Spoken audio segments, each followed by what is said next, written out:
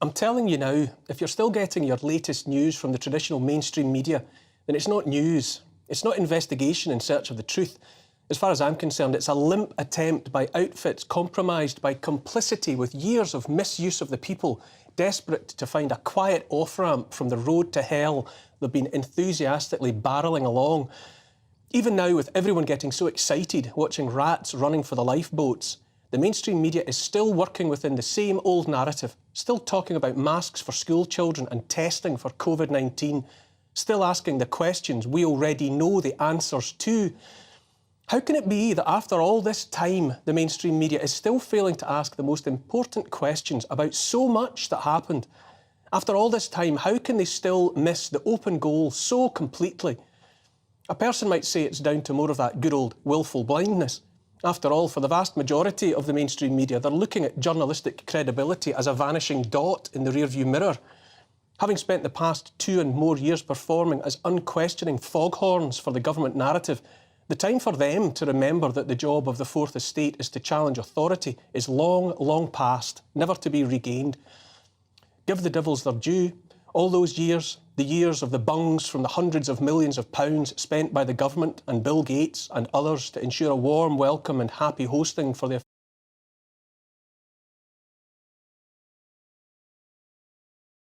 official narrative of lockdowns and masks saving lives, of safe and effective medical procedures and all that jazz, were surely enough to leave many so-called news organisations punch drunk and suffering double or even triple vision when it came to keeping a beady eye on that pesky matter of the truth.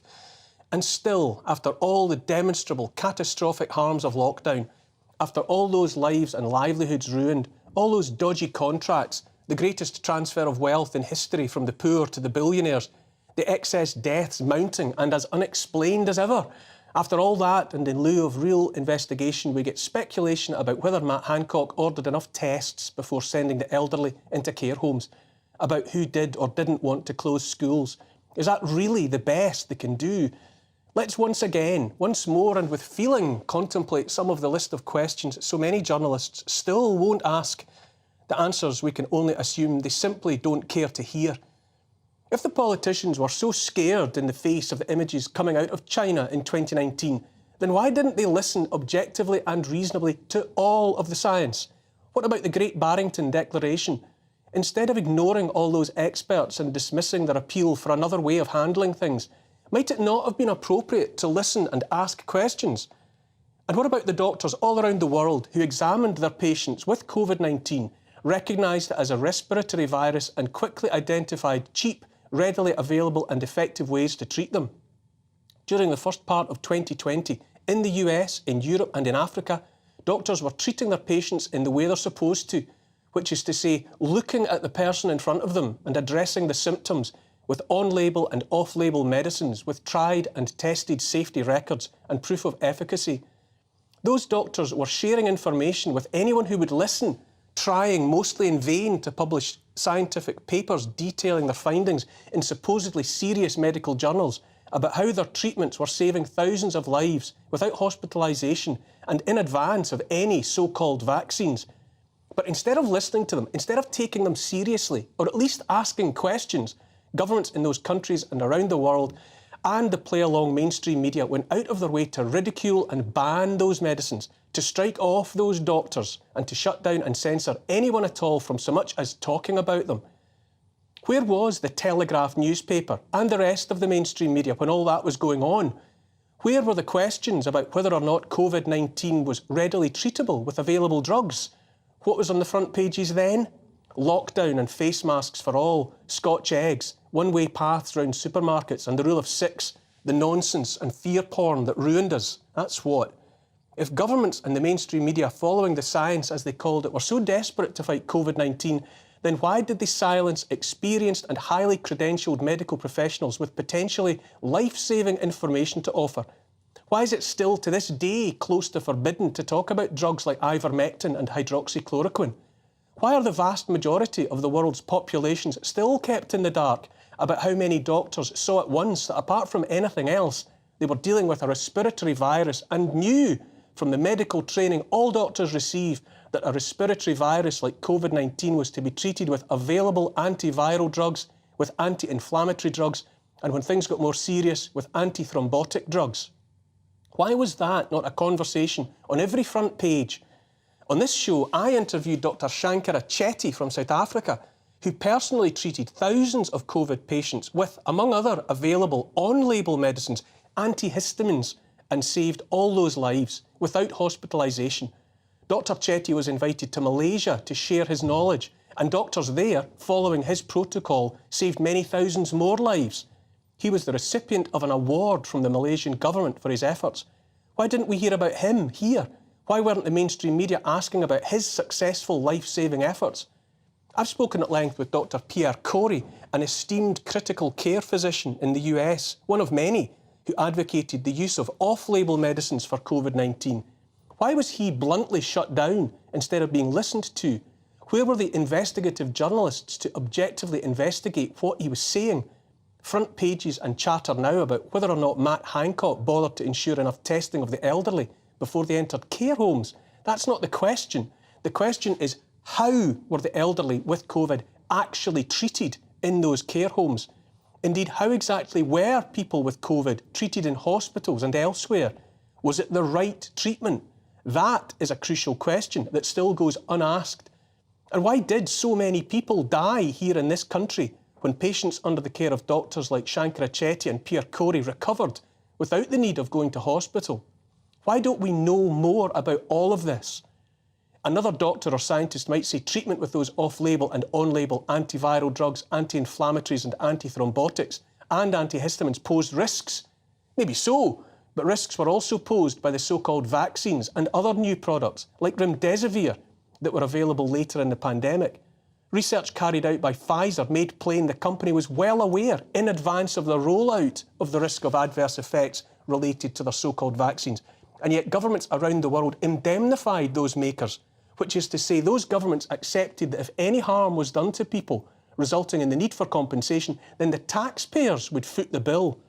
Why so ready to take risks with so-called vaccines and to wash the hands of the makers in advance when it came to experimental gene therapies labelled as vaccines?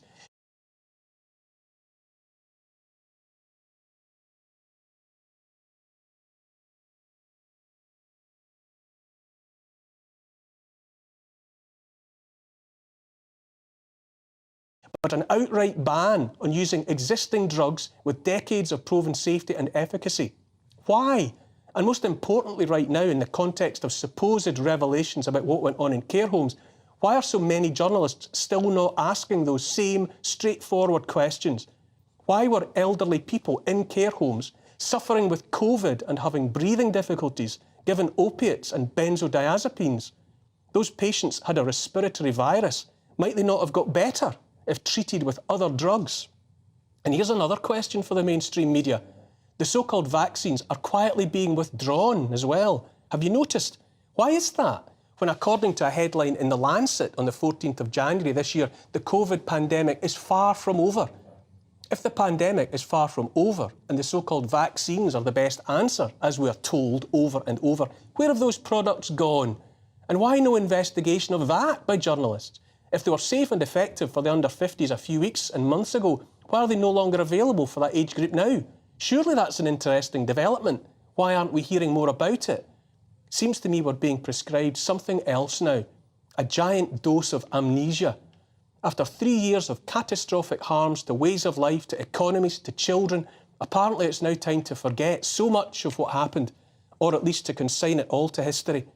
After all, nowadays we've got war, climate crisis, and 15-minute cities and drag queen story time to contemplate on a round-the-clock basis. There's to be a COVID inquiry. Of course there is. I wonder which company will get the contract for all the whitewash. What's happening now is spectacularly unedifying. All manner of characters suddenly keen to talk about Matt Hancock and tests and face masks, not to mention millions of words of WhatsApp messages, are the same ones that for months on end bellowed about locking down earlier, harder and for longer, the same ones that wanted a mask on every face, including those of children and infants, the same that wanted mandated injections with those new medical products, the same ones that celebrated the need to cancel Christmas before jetting off to enjoy their holidays in Antigua or the Med. The same ones that took to writing miles of newspaper columns about how those law-abiding, tax-paying fellow citizens, preferring, as was their right, not to receive those medical products, should face all manner of punishment, consequences and retribution.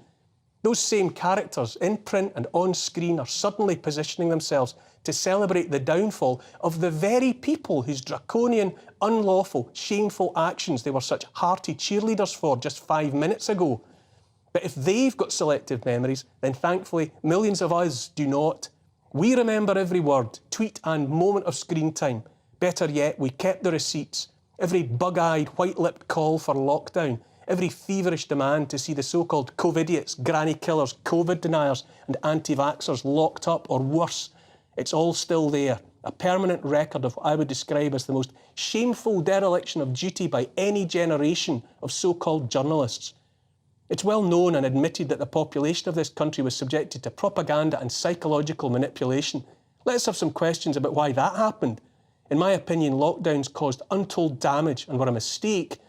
We know now that the masks were pointless, even the much vaunted N95s. Why aren't we asking questions about that? Who decided the people should be stifled, our questions and dissent silenced and brainwashed instead? We must remember that that's what happened and demand to know why. And here's the thing, if we were manipulated, silenced and censored to stop us asking questions about COVID-19, why should we think for 1 minute that those same characters are telling us the truth about anything else? About the war in Ukraine, about climate, about digital IDs and central bank digital currencies, about the compromised World Health Organization? Will we go along with plans to let the WHO call the next pandemic and lay down the laws we'll all be ordered to obey? Is that another so-called conspiracy theory? You know, the sort of conspiracy theory that comes true eventually, like so many others. Why aren't they asking questions about all of this? Because we are. As the saying goes, after all, fool me once, shame on you. Fool me twice, shame on me.